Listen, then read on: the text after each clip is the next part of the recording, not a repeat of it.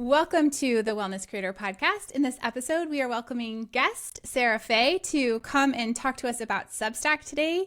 And before we dive in and ask you all of our must-know answers about Substack, the platform, how to use it to build and grow our business and careers, Sarah, if you could just give us a quick intro, who you are, what do you do for a living, and how did you discover Substack? I'm Sarah Fay. First of all, thank you so much, both of you, for having me. And I really do enjoy your podcast. I was saying I was just listening to the finale. You're probably listening to this in the next season, but I was listening to the last one and just think it's great and it's amazing. And the fact that you are supporting entrepreneurs is phenomenal. And that's now what essentially I do on Substack. Yeah. So I'm a Substack strategist. And what I do is I help people use all the amazing features and functionalities of the platform in ways beyond just writing a newsletter. A lot of people think, and we can get into this, that Substack is a newsletter. No. No, my friends, it's so much more. And I ended up getting on there as a writer. So I'm also an author at HarperCollins. And I have a memoir called Pathological, The True Story of Six Misdiagnoses. And then a second memoir called Cured the Memoir. And I went on Substack because my the marketing person at HarperCollins said, you have to start a Substack. So I did. And I just started it. And I did what so many people do.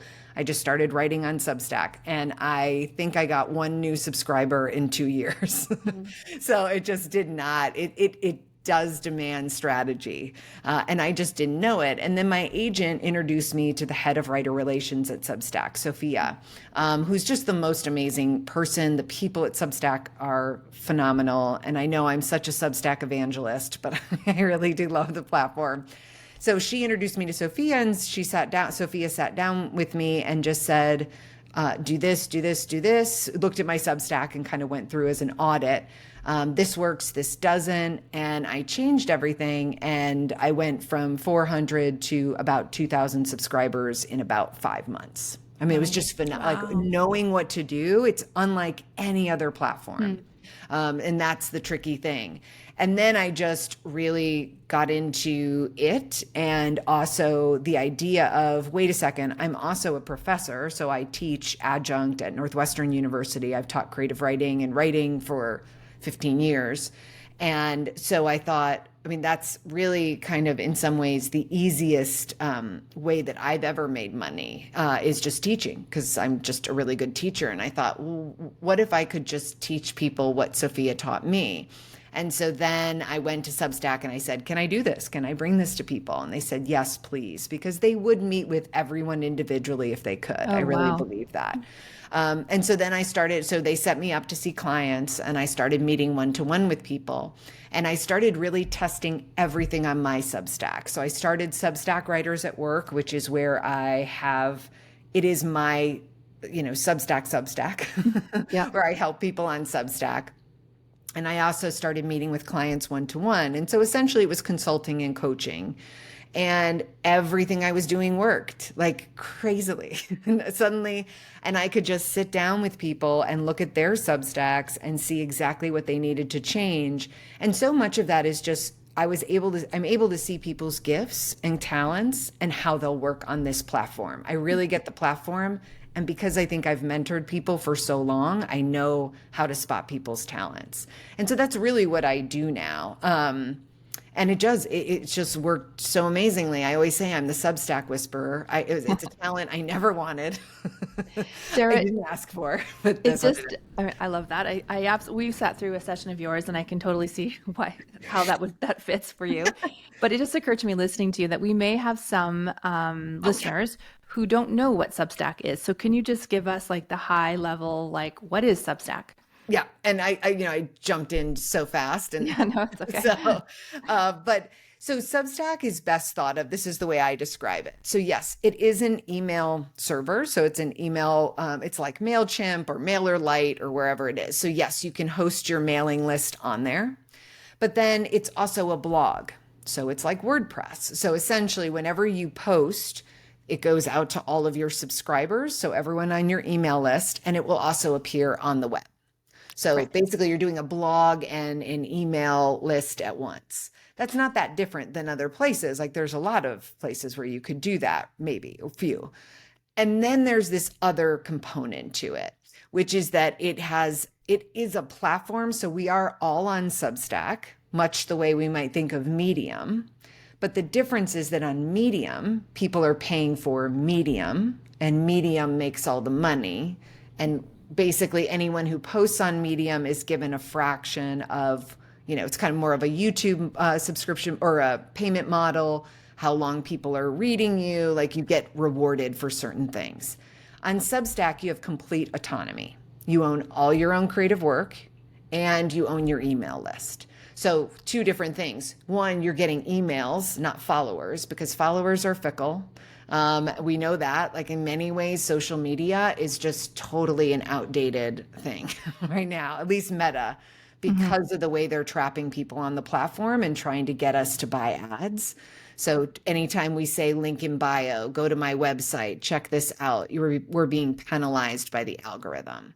So Substack, so to recap, it is, it's a place to host your email list and your blog, but then it also has this incredible pay structure where you make all of your subscription money minus 10%, which Substack gets.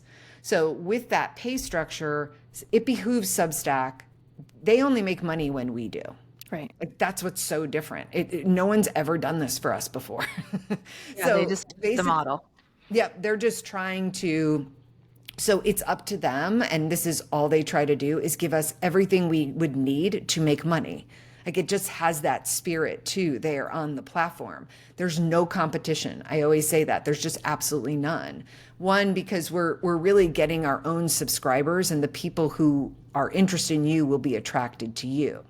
Then there's a fourth component, which is the platform itself. So like Medium, yes, we are all on a platform together, and Substack was started originally to give journalists a place to write at a time, this was in around 2017, when a lot of journalists felt pressured to write certain things for various reasons, one of them being ad revenue dictating a lot. So it was a place without ads where people could write. And that's how it started. So it used to call itself the home for great writing, but it's since really changed. So basically now they have video and audio, and they're now call themselves an engine of culture. And we're getting a ton of Instagram influencers, just a ton, like en masse. But Substack originally really wooed very famous people onto the platform. So you're on a platform, you're sharing a platform that has all this credibility. Like it just has so much street cred and professional respect for it that other platforms don't have. Then there's another component, which is we have our own internal social media network and our own algorithm in terms of discoverability. So if I'm on Substack and I Google yoga, right? And let's say I do it on Google. If I search on Google yoga, there's gonna be 10 billion hits, right? And so you have to try to get to the top of those hits. Well, we don't know exactly how many Substacks there are, but one quote put it in the range of 20,000, okay, which is not very many, considering there are 35 million people reading on the platform. Oh, wow. So that's so much smaller than I would have expected. Yeah. I know. And now, granted, that is not a stat from Substack, and I haven't been able to get one from them. And it may be that they're just adding so many all the time. Yeah. But this is really just like such an amazing time to get on there for that reason. But basically, if you type Google, yoga into Substack, you're only going against, substantially fewer search results. Yeah, so orders of magnitude fewer. Yeah. So and then we have our own social media network called Notes, and that has been an incredible engine for growth. And we also have recommendations. So basically, it's this idea that one Substack recommends another, and that leads to a lot of subscribers. I hope that gave you an idea. It makes it sound very complicated, but it's just that it's perfect. Yeah, no, that's perfect. That's great. Thank you for that.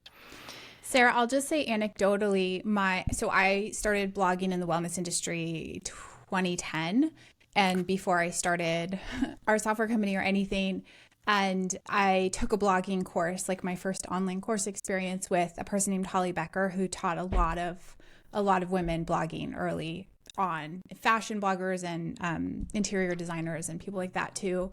And she just launched last year, I think, a Substack. Of course, she switched her blog over from Squarespace, and she had been a Squarespace evangelist for years and years, and switched her blog and community over to Substack. And I thought that was like such a moment for the internet, right? That's like so many of us early, or not super early, but pretty early bloggers, like this was who we learned from. And then now she's like made that transition. So I just think that kind of shows what's trending on the internet pretty forcefully. Oh yeah. And like on the other sides of it, just the other people we're getting too, like James Patterson just came on the platform. So I was like, okay, it's Amazing. over. Yeah. Yeah. Like it's done.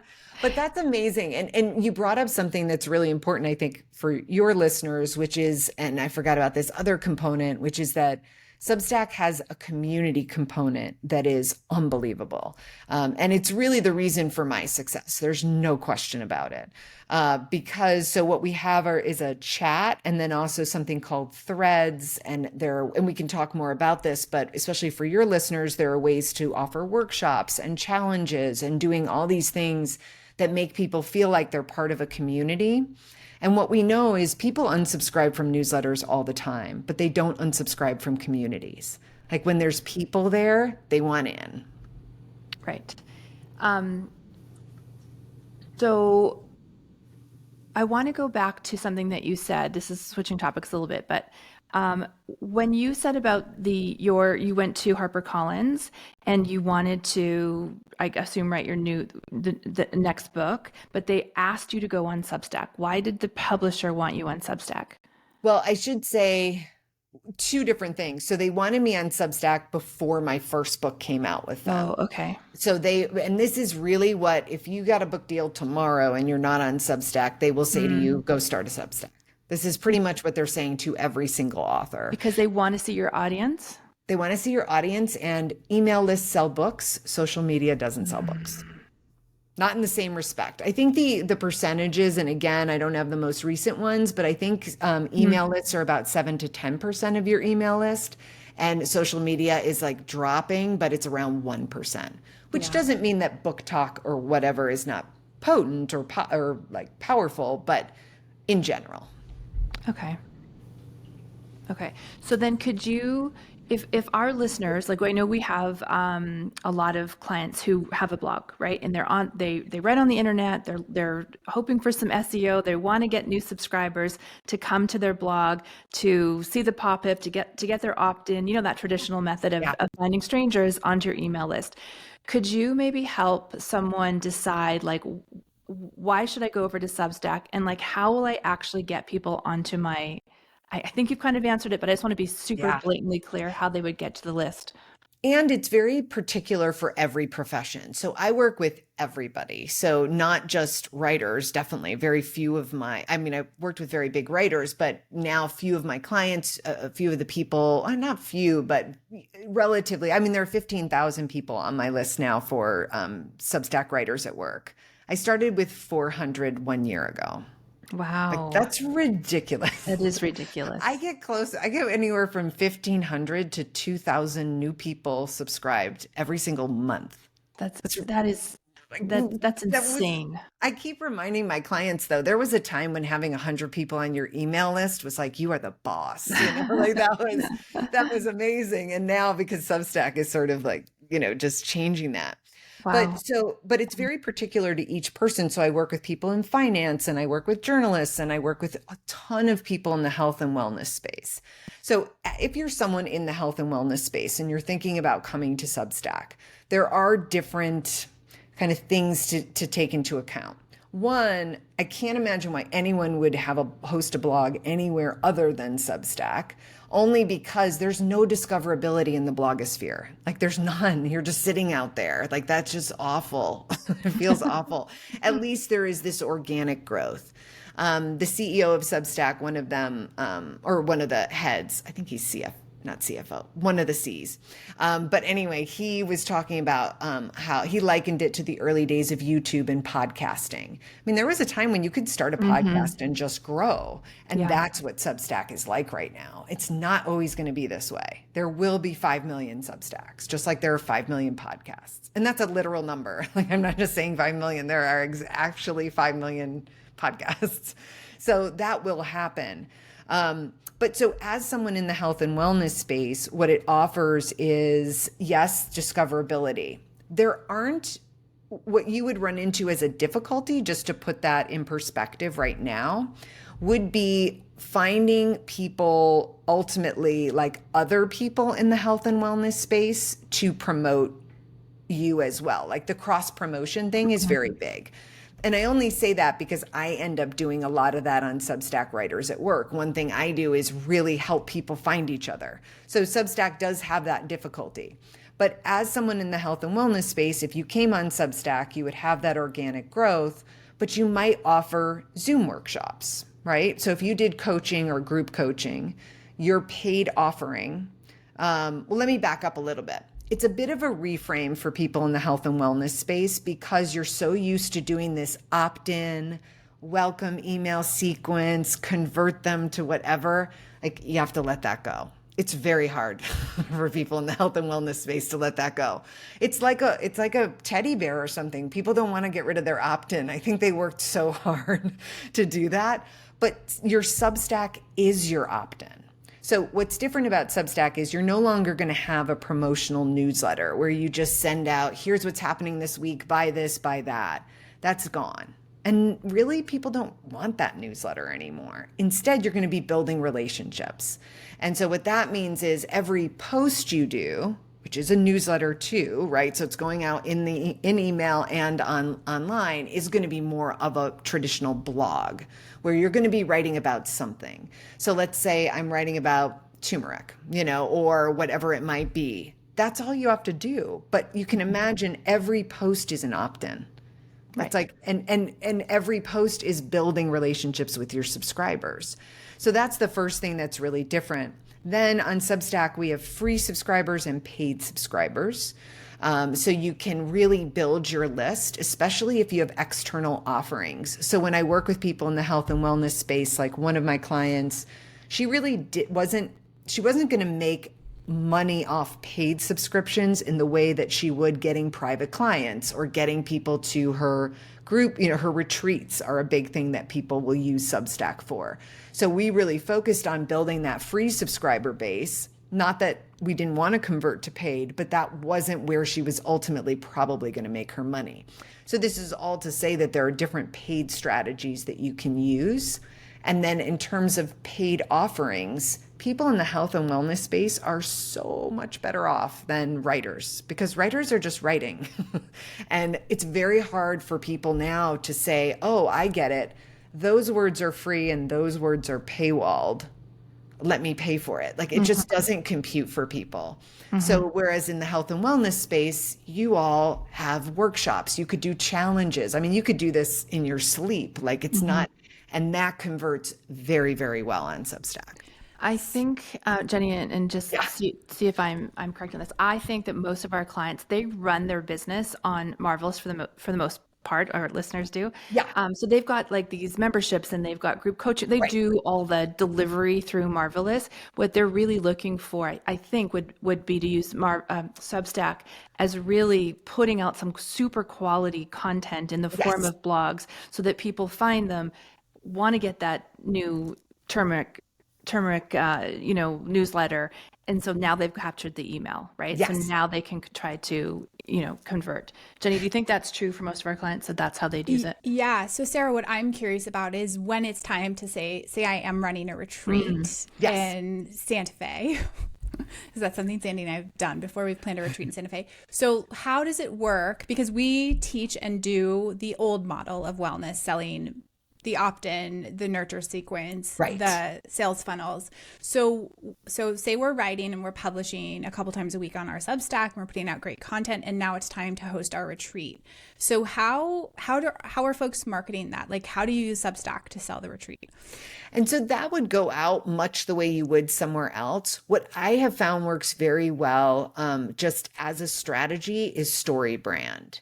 That, like, where, if listeners don't know it, but essentially it's like, what does your person want? What's the problem they're facing? And how does the retreat or whatever solve it? It sounds very simple, but it really is like a quest story. And it is what Star Wars is modeled on, and so many different things. So that kind of thing, as opposed to cold, straight out selling, tends to work very, very well. So you would sell through a post, like through a Substack post. Yeah. So you would still send those emails, like the retreat driving emails, through the Substack by just like posting. And then is it best practices for something like that is a temporal sales event? Yeah. Do folks take those posts down when the retreat is over or sold out? Or is that something you leave up as evergreen content? Because I would never put that on my blog, but I would, so that's like where it starts to get funny. Well, there's a couple different ways to do it. So this gets a little bit more into the nitty gritty, but what's great about what you're asking, so we have we have double functionality on Substack. You can just post, right? And that will go out to your email list. Now, some people choose to read on the app, in which case they aren't getting emails from you. Okay, so that's an option. That's both a good thing and a bad thing. It's a good thing because often people forget about subscriptions. This sounds terrible, but they will often stay subscribed because we aren't in their inbox. But on a sales level, it's a bad thing because we aren't in their inbox. Yeah. So that's just one thing. But Substack has this workaround, which is that if you email your list directly, it goes to everybody. So whether they're reading in the app or not. So if I were doing a retreat, my clients are doing a retreat, I would have them send out an email, which will not appear on your homepage. It won't appear in your feed. And it's going to hit your whole list. So what we do, and then we just keep those really precious, right? Because we don't want to lose the people who have opted not to hear from us. So basically, there's just two ways to go about it. A lot of people don't even know that they can email their list without posting, but you can. So when it comes to, and by the way, so many of my clients, that is how they use Substack. So the paid subscription can be a bonus, but they're really getting people to their outside offerings. And honestly, that is the best way to make money on Substack. So rather than even having a subscriber count goal, it's more of an income goal. And then also having this, free, a mailing list base that we want to keep drawing on with whatever we're selling. I recently watched a couple months ago a whole launch off Substack. Ash Amberjay, do you know her? She's hilarious. Anyway, she did some copywriting she's a copywriter.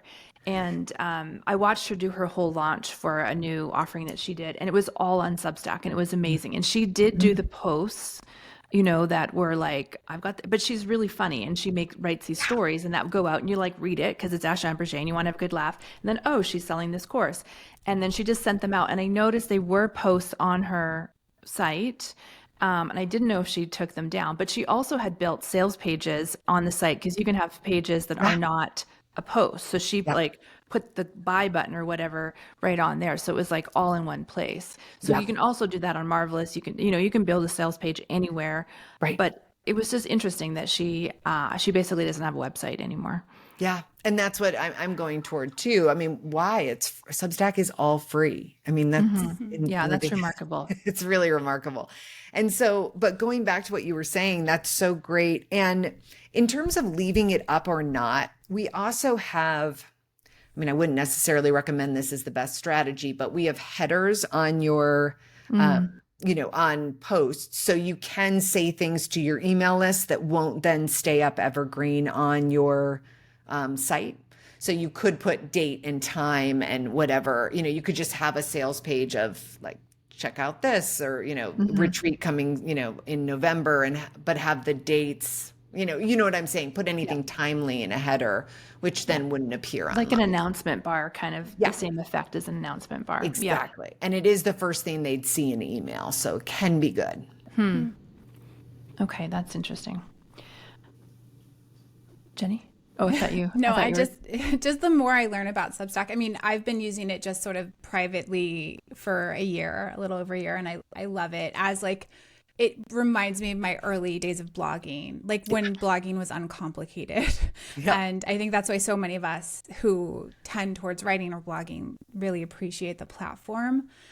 I am curious if you can tell us, like, what is the frequency that you typically recommend your clients are writing? Because I mean, with blogging, we're always like at least once a week, because we're always playing to Google and to SEO, and that's been like the king master of everything that we do for so long. And I guess, is Substack different? Is it sort of, are people carrying on those same practices? This is another aspect of it that I personally love. I'm not a social media person. I never liked generating content like that. Substack's algorithm does not reward frequency in any way. Well, I shouldn't say that. In one way, it does. It does factor in slightly to the leaderboard, how often you're publishing, but that's it. So the algorithm will not favor you for it. The same is true on our social media network. So it's all engagement. That's all it cares about. And that's such a gorgeous thing, because when you think about it, it really is emphasizing quality, not quantity. Now, I'm not saying that there aren't people, and again, so no one get mad at me. I know if you're putting out a lot of content, it can be high quality, but it can be also very stressful. And so what Substack offers is, to me, and what I really stress to my clients is, how is this going to fit in your life? Not how are you going to work hard to master Substack? Because there's so much flexibility. You don't have to be on there all the time. But the question of frequency of posting, just generally as a rule, once a week used to be the sort of the sweet spot for most. Now, journalism, finance, other places, very different. They're timely. They're going to be doing every day or a few times a week, probably. But for the majority of the rest of us, it's going to be about once a week. Now, some people are going down to fortnightly. It's just, we're hitting subscription fatigue with people, and people are just tired of subscriptions in general. Their inboxes are really full. To me, if you're producing amazing quality, it really doesn't matter. There are some, again, workarounds that Substack has done that I really counsel kind of my people, my clients on. If you're going to be doing longer posts, do the audio. The New York Times right now is leaning really heavily into audio. So we have a voiceover function that's not AI. So you get that parasocial connection with your subscribers too. They're hearing your voice. But if the New York Times is leaning heavily into audio, we should be too, is my attitude. So that's one aspect of, if you want to do it more frequently, that's great, but give us the chance to do it while we're cooking or walking or driving. And then, but at the same time, the New Yorker just cut the number of emails that they send out every month from 18 to 11. So almost in half. They found their subscriptions went up and their paid subscriptions went up. So again, looking at, okay, well, how often should I be? And again, I really think it comes down to, your people. How often I always say, this is a wonderful way of thinking about how do you start a Substack? What's the Substack you would want to receive? Like, just sit down after this is over, when you're done listening to the episode, and just write it down. Even if you don't really get what Substack is, what newsletter would you want to receive? And how often, and all of that. That was how I created because I have an author Substack. That's how I decided what it would be. Right. And I post once a month. That's what I wanted. I want to ask I have you a about that. really busy life, and I did not want to hear from me more than once a month. Yeah. Do you find your current clients, the ones that are consulting with you to grow Substack, are they just using the platform for growth, or are they taking that, I wrote a post, and are they putting it on their Instagram or other social, wherever, or are they not bothering? Well, it's going a little bit, it was that people were really definitely doing a lot of that. Now, less and less. Now people are just pretty, I don't want to say desperate, but really driven to get off social. Now that it's so clear that it's just working against us. We're just giving Mark Zuckerberg money. That's like all we're doing right now, and our creative work. We don't. And they're penalized, right? Like, Exactly. you're for putting a Substack link basically on any social platform, then the algorithms penalize you. Or like buy my book. Anything where if we're taking people off the platform, we're going to be penalized. And that's because they want us to buy ads. And it's insulting to me. Granted, I was never a big social media person. I mean, I like Instagram. I'm not on there anymore. And I miss the cat videos more than I can say. And I would have my cat start one, but I did want to see. They'll be on notes shortly. Don't you worry, Sarah. I do have Pet Stack every once in a while where I call people to bring their pets on. But I wanted to see, could I get off Facebook and Instagram and still thrive on Substack? And now, granted, I help people on Substack, so it's probably makes more sense for me. But at the same time, I could be driving a lot of people from other from social media platforms if they didn't penalize me for doing so. Mm-hmm. But are you seeing like the big influencers that you were mentioning coming over to Substack? They're probably sort of weaning themselves off wherever they were, I would imagine. It's so different person to person, but like Jessica Reed Krause, who does House and Habit, she has, I think, 2 million followers. I don't think she's slowed down at all on Instagram. She doesn't see it as an either or in any. Okay. I haven't talked to her about this, but she probably wouldn't say that. I haven't seen a slowdown. Whereas one of my clients, Joy Sullivan, who has 100,000 followers on Instagram, like just really wants to be off Instagram. It just drains her. She just isn't happy there. So if you're thriving on these platforms, that's great. I mean, there's nothing wrong with that.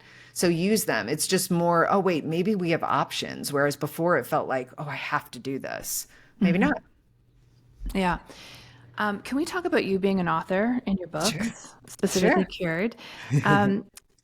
When we first heard you speak, of course, we run over to your Substack and we were like, whoa, this is so cool because she's like dripping out chapters. Like, what is this?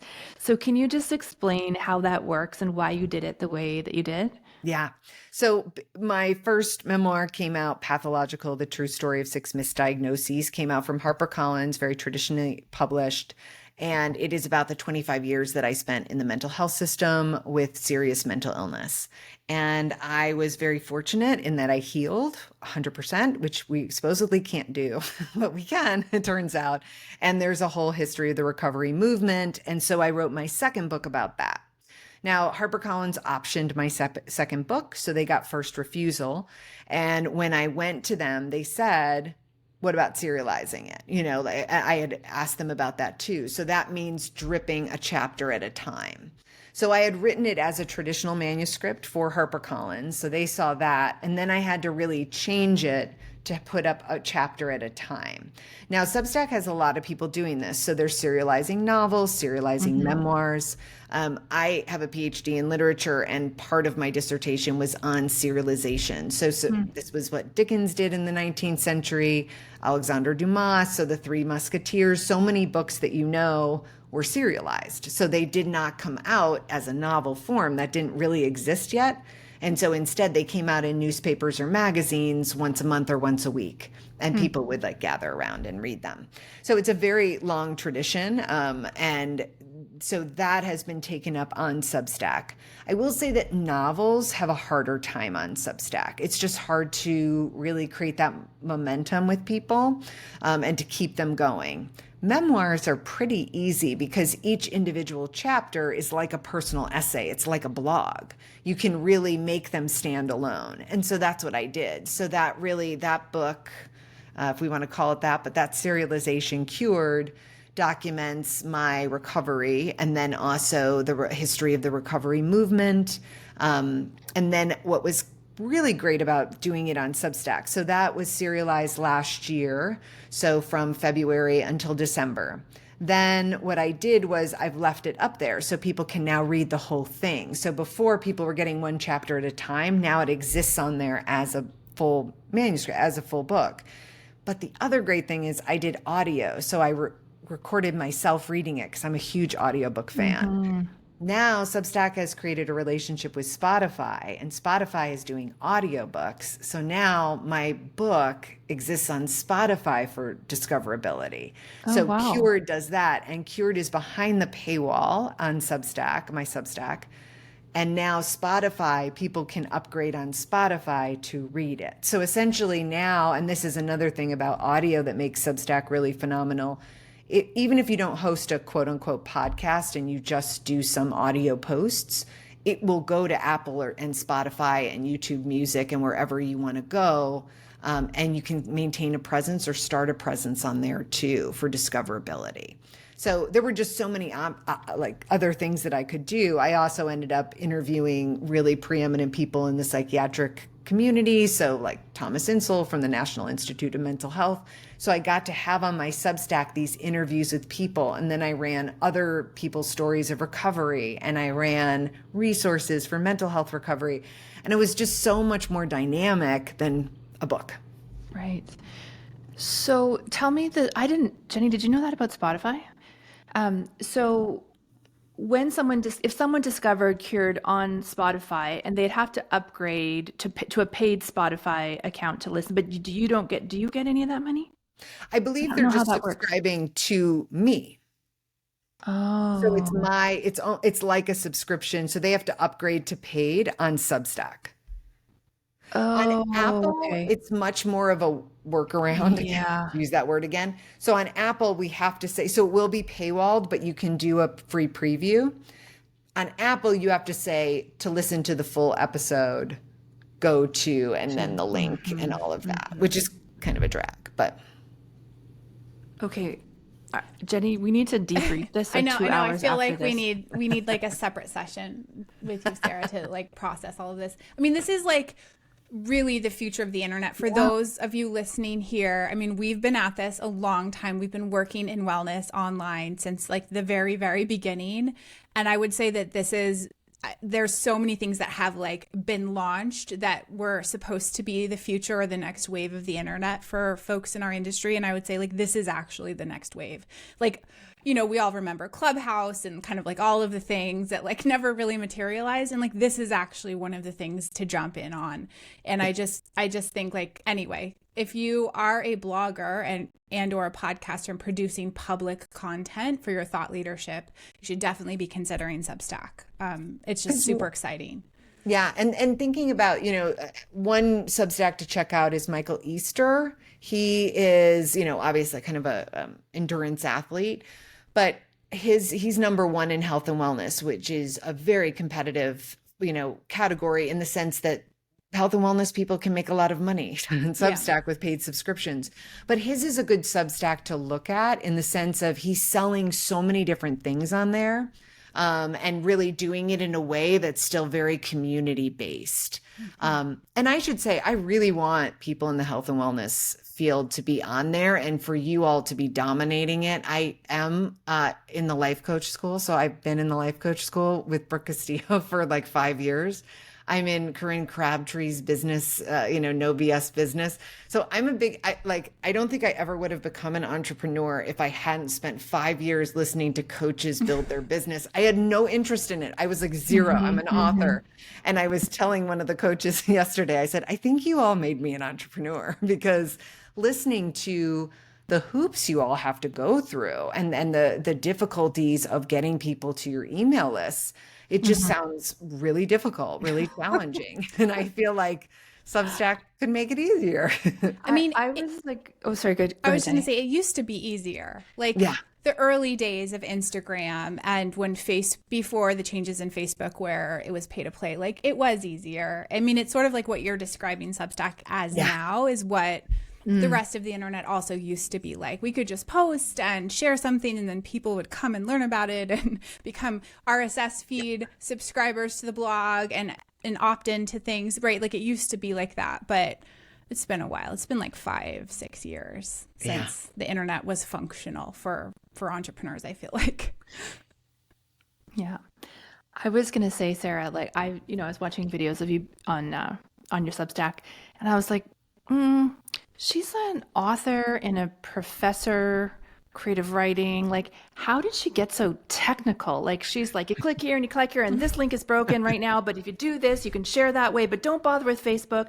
But here's what you can do. There's a little known, and you're just like all the buttons, you're like customer service help for Substack. And I'm like, what? Like, it's just, to me, and I'm playing into a stereotype here, I think of like the writing professor as not the like super techie entrepreneur, hire me and I'm going to help grow your business. Right. I mean, Fascinating. I think so much of it was that, first of all, I geek out on things. I mean, I have a PhD, so you can tell the rabbit holes that I enjoy going down. And if I'm going to do something, I do it completely. And I just geeked out on all this. I geek out on what, right now digital media publishers are doing. I geek out on where publishing is going, where people can make money now that I'm an entrepreneur. But I spent many years as a poet.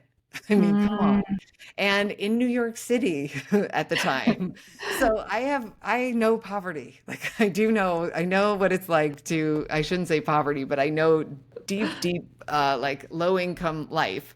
And it is not fun yeah. necessarily. It can Yeah. be, but that idea of the ideal, kind of writer's life, I've lived it. I always say to my students, I lived it, you don't have to. But when I put out my book from HarperCollins, it was really kind of heartbreaking. Like it was amazing. I got the big agent, I got the six-figure book deal, which by the way comes in 4 years. No one told me that. Like it's really not as big of a, thing as you'd think. Like you think I'm going to retire, it's all done. But, it takes a long time to put out a book, but also, HarperCollins is a wonderful publisher, but the way that publishing works now is they put publicity behind you for 3 months. And if you don't hit a bestseller list, they're done with you. Like, that's ridiculous. I mean, I couldn't believe how quickly I was on my own. And throughout the process, I was really expected to do so much. I knew nothing about the business, being a businesswoman. I knew nothing. And it really made me realize that I, as a woman especially, like this is me taking care of myself in my old age. Like I don't have a husband, nor do I want one. Like I have cats to take care of. Like this is me, and I'm watching my parents go through it. It is very expensive to be old in this country. Yeah. And so being an entrepreneur was just this awakening of, oh my gosh, I can take care of myself. I can really take care of myself in this incredible country where we can do this in this world. And Substack just came at the right time. And so I also did do some coding. So I am a bit of a tech geek. So that's where Okay, that comes okay. from. There Yeah. you go. Yeah. There you go. No, I just think it's a wonderful blend of skills. So, where, if someone wanted to find you on this thing called Substack, where do they go? So it's Substack Writers at Work Mhm. is my main, that's where you'd find me talking about Substack. And then my author Substack, you can just type in Sarah Fay. So you'll see two come up. Having two Substacks is ill-advised, by the way, my friends, for this reason. But Substack Writers at Work is www.writersatwork.net. And then my author Substack, you can find at curedthememoir.com. And I will just say, because I'm also a little technical, if you go to Sarah, if you find her Substack, there's below the name, there are two links, and you can go to both Substacks through that. Yeah. Okay, that it was amazing. Jenny, do you have anything else? Just so grateful for your time, Sarah. Thank you. I'm sure it would be great to have a part 2 of this after Yes. this episode airs and we field a bunch of questions from our That would be community. great. I think I do know of a handful of clients that are on Substack that have had pretty great success so far too. But I think just everyone's kind of like making it up as they go. So I Yeah. think, 100%. just a peek into your playbook is we're so grateful for it. So helpful. And one quick thing, I just started a cohort. So basically like a more intimate way to work with me that also puts Substack writers in contact with each other. And I'm going to do one just for coaches, I think, but maybe even just people in the health and wellness space would be good. Mainly because I'm doing one for journalists right now, local journalists, and it's working really well. It's just really nice to have them be able to talk to each other and create those alliances, because a lot of Substack, I don't want to say you can game it, but you can, a lot of it is just having that support and everybody rising up together. Yeah. Yeah. I was going to say, like, those were the videos I was watching. Like, we all want to pay Sarah and keep her out of poverty, but she has a ton of free material just to look at from the outside of at Writers at Work. So start there, and then you'll get a feel for how she teaches and coaches and what the material is, and then you can go pay her all the money. Yes. And I learned that from all of you. Like there's this idea that you give away your best stuff. Like you just give it away. And then what it is, and this is something to think about for all of you with a paid strategy on Substack, is it's access to me. So my paid subscribers have more access to me because I do workshops. The cohort has more access to me in many ways and each other. So it's just access, and then my one-to-ones are one-to-one. It just makes sense as a pay structure. Yeah. Amazing. Well, I have a feeling that Instagram and Meta is not going to like this episode because I think everyone's going to go running. So thank you for teaching it so beautifully and for your time today. It was really lovely. I should say that Mark Zuckerberg's sister is on Substack. Boom. And we're going to end with that. I love it. Thank you, Sarah. Thank you both so much.